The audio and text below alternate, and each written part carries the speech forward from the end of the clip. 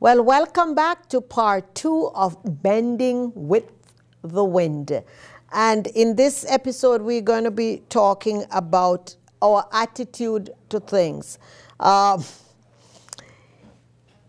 You know, in life they say what? Our attitude, the way we react to things is 80% of how we act is how it affects what we do. And a lot of times we get bent out of shape. So in this episode, I am going to be giving you asking you different questions, and you can answer it for yourself. And what this is going to do is to help you to kind of do an inventory, a self-inventory of who you are and how you react with certain things. Because a lot of times, I know as women too, a lot of times we tend to take what's happening at home into the workplace and vice versa. We just take everything home and we just get mad with the furniture, we get mad with everybody. So we are going to talk about some of these things today. So your attitude is very important to you. Remember, things will happen in our lives. How we react to those things is what is important. So as I ask you these questions, I want you to think about it and answer it for yourself, not for anybody else, but for yourself. Now,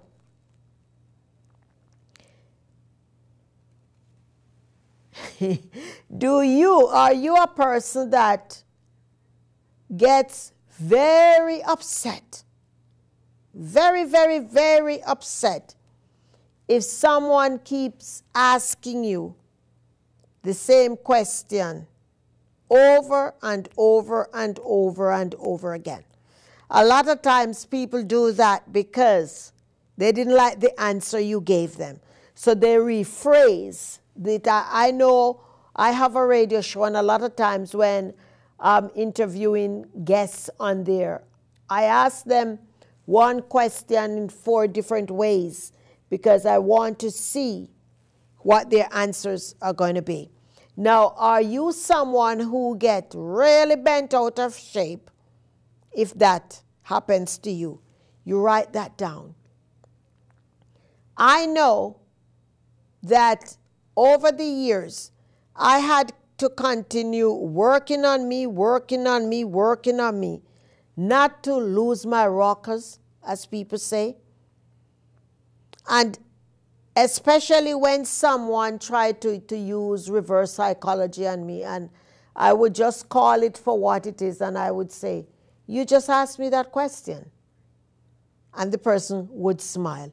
But how are you receiving these things? Are you acting or reacting?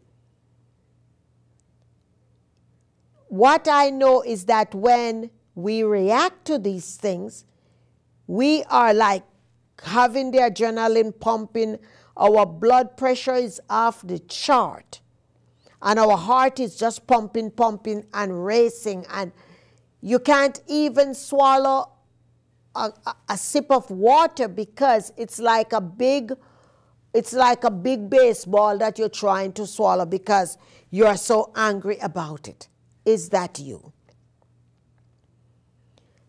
If that's you, I want you to look in the mirror and tell yourself that I deserve much better.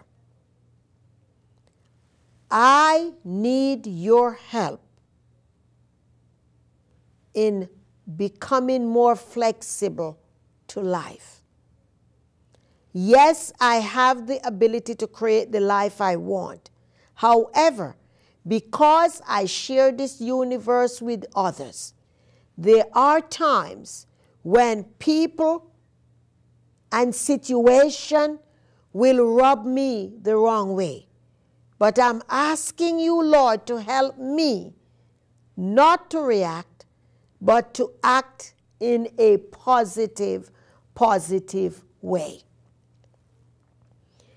Now, how do you respond when someone deliberately lie to you or deceive you? Are you able to look that person in the eye and work it out and resolve the issue? Or do you continue to go around and tell everybody else about it other than the person who is directly involved in that? Are you creating a lot of strife around that? If that's you, I want you to look in the mirror and I want you to commit to yourself that the next time something of that sort happens, you will go directly to the source. And even better, if someone comes over to tell you about what someone else did or say, pick up the phone, dial the person's number right before that person leaves, and get it all out on the table. When we go directly to the sources, it helps to facilitate our bending ability. Because you know that in order to bend, we must be flexible. We must be flexible. The three examples that I just used just now are examples that hold us in a form of rigidity. We have no flexibility whatsoever. We can't think right, we can't hear right, we can't see right. And because of that, the words that come out to us, out of our mouth, are damaging, not only to us, but to the person that we speak them to. So, being able to bend with the wind calls for us to be so responsible. A lot of times, we will not have anyone who is going to hold us accountable. However, we must hold ourselves accountable. Know those things which are standing in our way, and be humble enough to remove them out of the way, so that we can continue on the journey more relaxed, more confident, and more comfortable. Know that the journey is for you to travel. In part one, we spoke about life is a journey, it's not a destination. Success is a journey, it's not a destination. Because every section that we travel and every accomplishment that we encounter, we need to begin to strive or to stretch higher to accomplish something else. So we never arrive. This is why it is a journey versus a destination. Understand that there are times when other human beings will do something that we call unjust.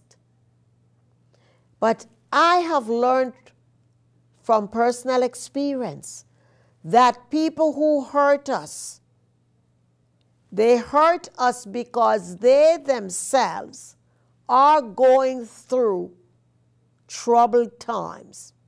And a lot of times they are trying to find something comfortable. It's like you're walking out on the golf course where, you know, they move it, and the grass on the golf course is just like carpet. It is so soft. And when the wind is going on under their feet, and they just cannot be anchored in who they are, they figure, well, the next best thing to do is to tear somebody else down so they can try to find that comfortable path to walk on. Please, I encourage you, try your best not to position yourself into that scenario that I just used, because it will be more damaging to you than to the person that you're trying to tear down. Know that once you concentrate in your uniqueness, you don't have to be worried about the other people. Your journey is yours to travel. Your storm, your winds are yours to overcome. Your valleys are yours to learn from. I tell you from personal experience, all those valley days that I have encountered, I pray, I meditate, I kept on believing, I understand the power of my faith, I understood all that which I needed to do. And I'm telling you, there are times when I did all of those things and it turned out another way. However, I never ever did stop believing or gave up on that which I knew to be true. During those valley times, I pray and I pray and I pray. I never ask, how am I going to get out of the valley? But I did say, when? And the minute I started inquiring when, it was not long after that a ladder was descended into the valley, that I could go run by run by run by run until I was on top of that valley. I was out of that valley. Was it easy? No, it was not. But the one thing that kept me going was my faith. I know he that promises is faithful, and all I had to do was to remain faithful, keep my eyes on the prize, keep focus, and I know that I would rise. I know that I would overcome. Are you someone who is able to look yourself dead in the eyes, eyeball to eyeball, and said, today my attitude really stinks, but from this minute I will do better. I will do better. I will not give up on me. I will not repeat that behavior again. Let it go and move on. Surrender, leave it to God. There are some things that we will never be able to take control of. And we got to know that we got to let go and let God. For me, it's God. If you are of another religion or other spiritual affiliation, find out what it is for you. For me, it's God. During those challenging times, I have learned to let go and let God. Was it easy? No, no, no. There are times I let go and I'm getting up and I'm trying to, oops, oh no, I'm supposed to leave it. you find that happening to you, don't get all bent out of shape. Remember, your attitude is very important. Are you someone who will say, I always act the way I feel? That question can be a positive and a negative. Ask yourself the question, am I feeling more positive most of the time, or am I feeling all negative? It's good to act positive when you're feeling positive. However, when we are feeling negative, we ought to be able to control that so we don't let that spill over on somebody else. So, how are you bending? Are you bending low and staying low? Or are you assessing the situation and bending and come right back up? If you're telling yourself you're going to act the way you feel, you're going to ask yourself, am I looking for better results, or am I satisfied with the so-so result I'm getting? Because remember, a few weeks ago I mentioned about rewriting the script of your life and the power in your words and how we speak. So you have the power to change those things. You use words with intention. Powerful, powerful intention.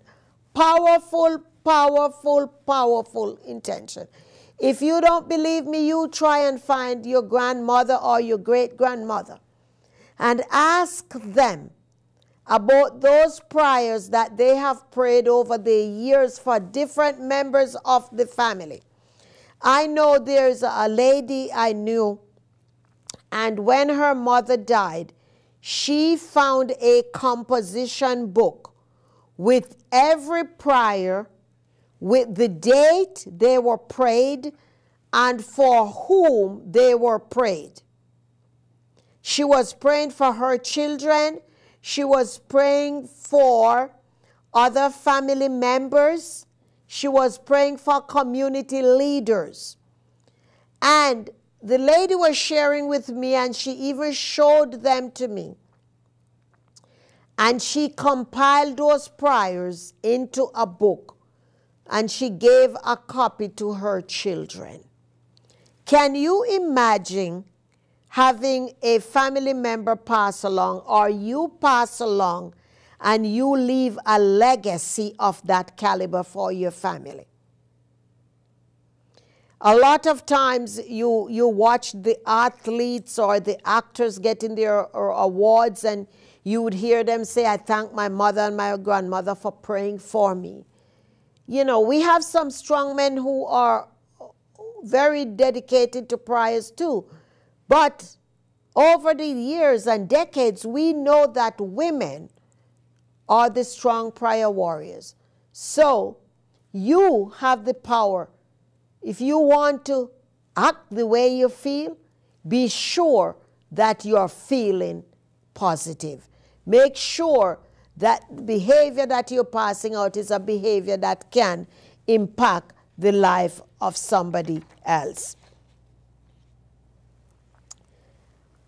Always find someone that you can confide in. Are you someone who are saying, oh, I don't want to tell anybody. I don't want to do this. I don't want to do that. I support you partially, but I want to tell you there's always someone that we can confide in and someone that you can talk about. I tell you, when those winds get strong, we need to have a couple of people that we can reach for the telephone, and we can call them and we can say to them what's going on. And I know in my life I have several people like that. And a lot of times I'm not looking for them to say something. I just want for them to listen to me. Listen, and at the end of the conversation, there can be a powerful, powerful stillness. But during those times, you can still communicate. There is so much power in the quiet times. A lot of times more powerful than the spoken words. But you have to know how to embrace and nurture that. As a people, we oftentimes think that we must always give advice and we must. No, a lot of times, people just want you to be present with them in that moment. Whether it's on the phone, or you're sitting across each other, or you're sitting next on the couch. But just be present in that time. You probably hold the person's hand. But in order for you to be able to give that kind of a support, you ought to be experiencing that support for you. I tell you, bending with the wind is a game changer in my life. And I know that it can be the game changer that you need in your life. Don't get up every day and think that everything is going to be hunky-dory. Because it simply means that you would become stagnant, you would become complacent. But a little turmoil is good because it helps us to extend our antenna and to be able to stretch like elastic out of our situation. Stretch and expand, stretch and become flexible. It is during those times, for those people who are bodybuilders, not me, there is a reason why they go and they lift those weights and they lift those weights and weeks upon weeks and months upon months, and then the muscles start going. It's the same thing as we bend with the wind. We become more flexible and we become more powerful. We become more energetic. And people would look at you and say, oh, you always have it easy. You never encounter any damaging situation. Duh. It's not that you have not encountered it. It's because you have mastered bending with those situations. So, those are the times when you would smile and say, if you only know, if you only know those things. If you only know. It is important that each and every one of us design for ourselves the things that can help us to bend more flexible. The first couple of winds, you're going to be having headache, backache, shoulder ache, all the muscles in your body. It's like when you start a workout regime, it's different things are happening. Different things are happening. However, if you design and you say, well, listen, when this wind comes, I'm getting in the Word. I'm going to be reading the scriptures. I'm going to be playing some music that gets my spirit up. I'm just going to be still. I'm just going to grab my journal and I'm going to just write what's going on now. What is the lesson I'm learning out of it? You can do it and you can change around. The reason I can sit here and I can speak with you from my heart is because I have been putting these things into practice. And I tell you, the more the wind comes, the stronger I become. I am bending now, and even when I'm bending way, way, way, way down, I know that I will be back up. I tell you something. You can have a powerful story of your own. Will it be 10 wins? Will it be 15? Will it be 35? Will it be 40? We don't know. The one thing we know, that life is not a destination, it's a journey. And as long as you and I are breathing oxygen and taking this air, we know we are going to get some wind in our life. So I want you to be intentional about how you would or how you will respond when these wind hit you. The one thing I encourage you to do is not to root up, not to be rigid that you pop in the middle, but I want you to be bending with it. You know, get a partner too that can bend with you, and when you all pop up back, you say, girl, I know we would make it again. And you can give each other high five. I know that when you put those things into practice, you will be so empowered. It does not matter how strong the winds are. They might be hurricane, they might be tornadoes. It does not matter. But I know that you will be able to overcome. Remember that life happens only if you allow it to happen. Do not allow life to happen, but create that which you want your life to portray to others.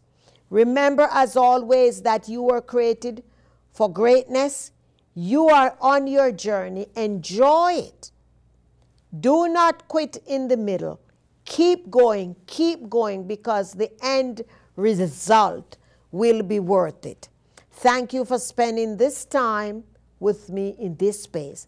And I hope that you got one little tool that you can put in your toolkit that you can use. Stay blessed, and I will see you next week.